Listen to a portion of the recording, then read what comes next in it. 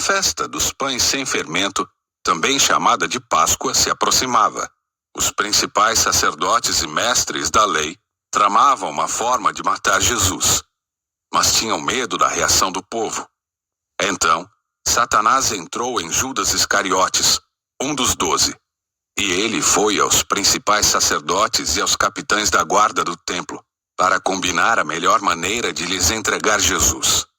Eles ficaram muito satisfeitos e lhe prometeram dinheiro. Judas concordou e começou a procurar uma oportunidade de trair Jesus, para que o prendessem quando as multidões não estivessem por perto. Chegou o dia da festa dos pães sem fermento, quando o cordeiro pascal era sacrificado.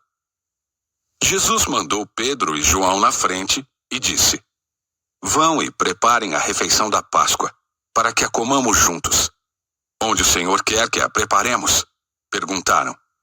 Ele respondeu: "Logo que vocês entrarem em Jerusalém, um homem carregando uma vasilha de água virá ao seu encontro. Sigam-no.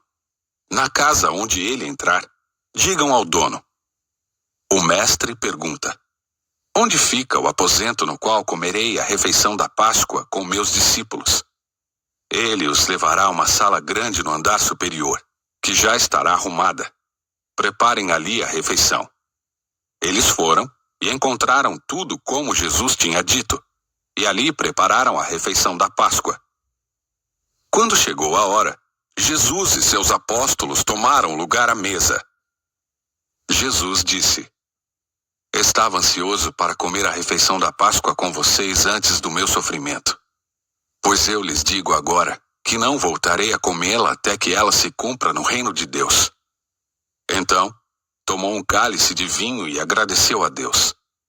Depois disse: "Tomem isto e partilhem entre vocês, pois não beberei vinho outra vez, até que venha o reino de Deus." Tomou o pão e agradeceu a Deus. Depois, partiu e o deu aos discípulos, dizendo: "Este é o meu corpo entregue por vocês. Façam isto em memória de mim." Depois da ceia, Jesus tomou o cálice de vinho e disse: "Este é o cálice da nova aliança, confirmada com o meu sangue, que é derramado como sacrifício por vocês. Mas aqui, partilhando da mesa conosco, está o homem que vai me trair, pois foi determinado que o Filho do Homem deve morrer. Mas que aflição espera aquele que o trair?" Os discípulos perguntavam uns aos outros qual deles faria uma coisa dessas. Depois, começaram a discutir entre si qual deles era o mais importante.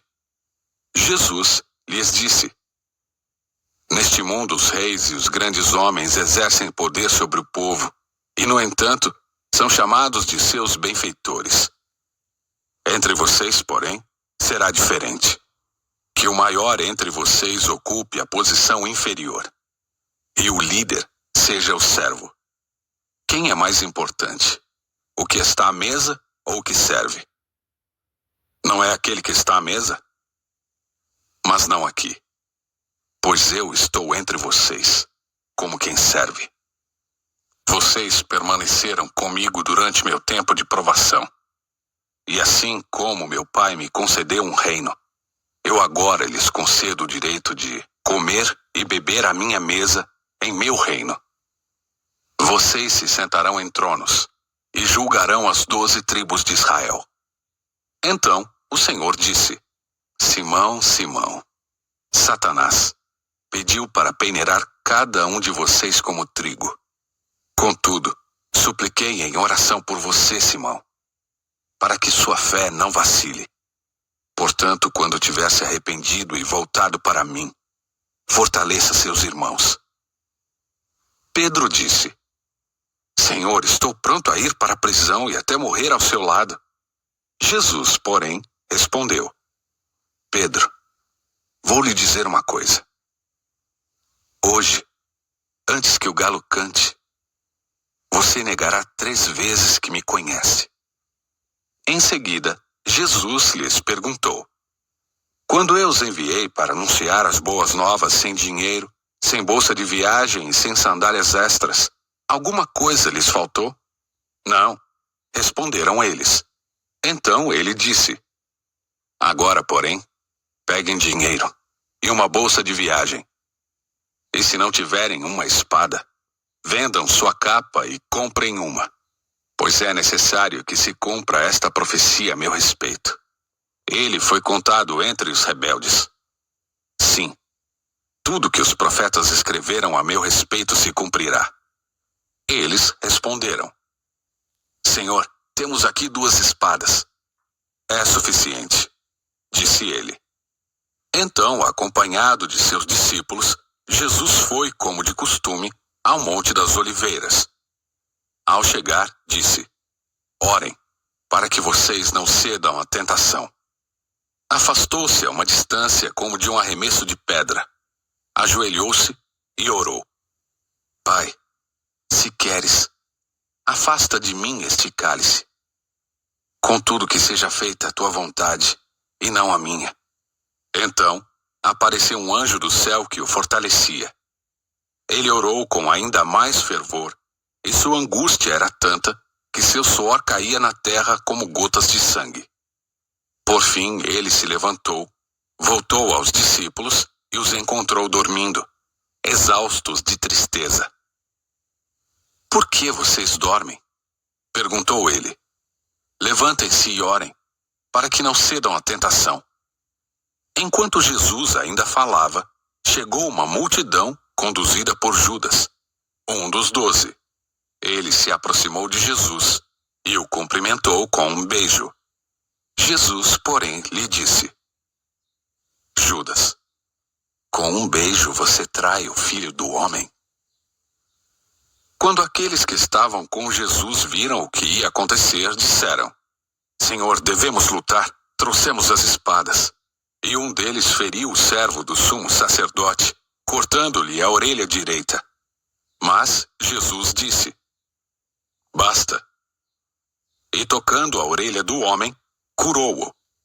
Então Jesus se dirigiu aos principais sacerdotes, aos capitães da guarda do templo e aos líderes do povo que tinham vindo buscá-lo. Por acaso sou um revolucionário perigoso para que venham me prender com espadas e pedaços de pau? Por que não me prenderam no templo? Todos os dias eu estava ali ensinando. Mas esta é a hora de vocês, o tempo em que reina o poder das trevas. Então eles o prenderam e o levaram à casa do sumo sacerdote. Pedro o seguiu de longe. Os guardas acenderam uma fogueira no meio do pátio e sentaram-se em volta, e Pedro sentou-se com eles. Uma criada o notou à luz da fogueira e começou a olhar fixamente para ele. Por fim disse: Este homem era um dos seguidores de Jesus. Mas Pedro negou, dizendo: Mulher, eu nem o conheço. Pouco depois, um homem olhou para ele e disse: Você também é um deles. Não sou, retrucou Pedro.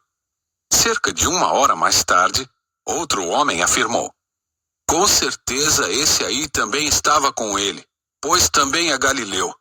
Pedro, porém, respondeu: Homem, eu não sei do que você está falando. E no mesmo instante, o galo cantou. Então o Senhor se voltou e olhou para Pedro. E Pedro se lembrou das palavras dele: Hoje, antes que o galo cante, você me negará 3 vezes.